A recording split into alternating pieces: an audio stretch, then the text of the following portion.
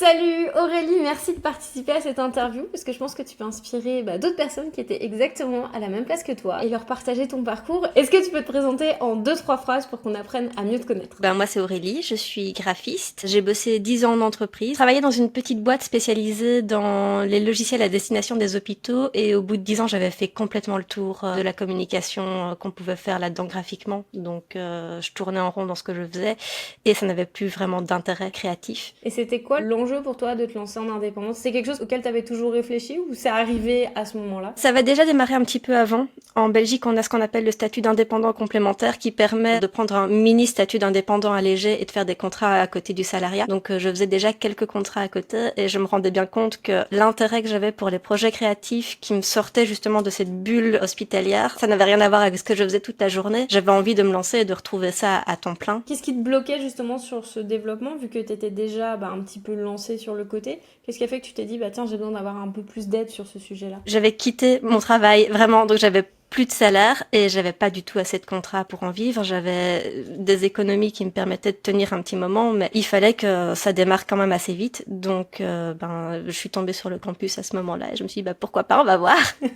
Et c'est quoi tes grandes réussites de ton parcours depuis que tu nous as rejoints? Là, cet été, j'ai remporté un gros appel d'offres qui me tenait vraiment à cœur parce que c'était pile dans ce que j'avais envie de faire. Donc, j'ai réalisé des cartes illustrées pour des balades sonores pour un office du tourisme de ma région. Moi, je suis une grande voyageuse, blogueuse, podcasteuse voyage depuis pas mal d'années. Donc, j'ai eu envie d'aller dans cet univers-là, travailler avec les acteurs du tourisme, les offices du tourisme, les régions, les hôtels, les logements, les activités touristiques. Et j'aimerais beaucoup, au cours de ce projet, justement, apporter une dimension d'interactivité dans les supports touristiques, pas juste des plaquettes qui sont très belles et qui accompagnent le voyage, mais aller un peu au-delà et proposer de l'interactivité. Et justement, ce projet-là, il était pile dans ce que j'avais envie de faire, vu que les balades sonores, l'Office du tourisme avait demandé à des habitants de la région de faire des témoignages audio qu'on peut retrouver sur des QR codes tout le long de la promenade. Donc c'est exactement ce que j'avais envie de faire, c'était trop génial. Et quand t'es tombée sur cet appel d'offres? Ils m'ont contacté parce que je les avais rencontrés à un salon. J'avais fait plusieurs salons de tourisme. J'étais dans le module 3, je pense, 2, 3, où il fallait rencontrer son client idéal. Donc j'avais été papotée avec plein de gens et il y en a un qui m'a recontacté derrière. Trop bien. Donc ils t'ont recontacté, t'as fait une offre Magellan ou c'était quelque chose qui était très cadré selon des protocoles d'appel d'offres? Non, c'était libre, donc j'ai fait une offre Magellan que je n'ai pas pu présenter parce que les délais étaient tels qu'on ne pouvait pas prévoir une présentation, mais j'étais en communication avec la personne, on a pas mal échangé et ça s'est bien passé quand même. Trop bien. Comment tu t'es sentie quand t'as obtenu cet appel d'offres? Parce que t'as peut-être été en compétition avec pas mal d'autres personnes sur ton appel d'offres. Alors, j'ai aucune idée de combien de freelances ils ont démarché, donc je sais pas à quel point la concurrence était rude, mais en tout cas, j'étais très contente de le remporter. Je sais toujours pas pourquoi ils m'ont prise moi, mais ça m'a fait très plaisir.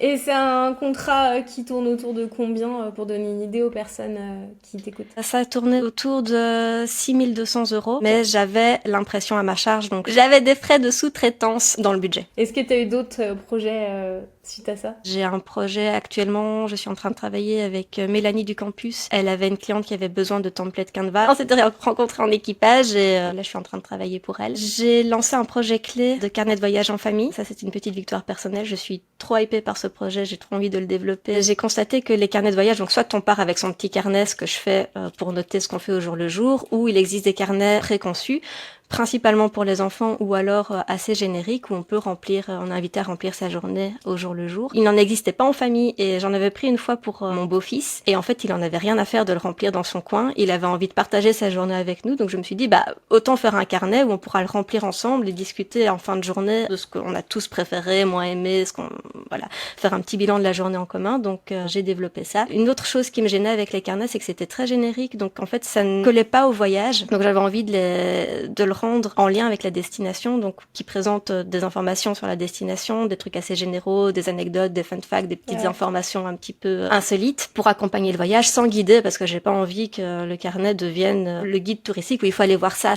sinon t'as pas vu la destination, donc c'est pas le but. C'est une présentation douce qui accompagne la visite. Trop bien. C'était quoi tes coups de cœur sur le campus? Les équipages. J'ai fait plein de super rencontres. Il y a des équipages, on continue à se prévoir des visios plus espacés du coup parce qu'on peut pas se permettre de faire 2 équipages en parallèle.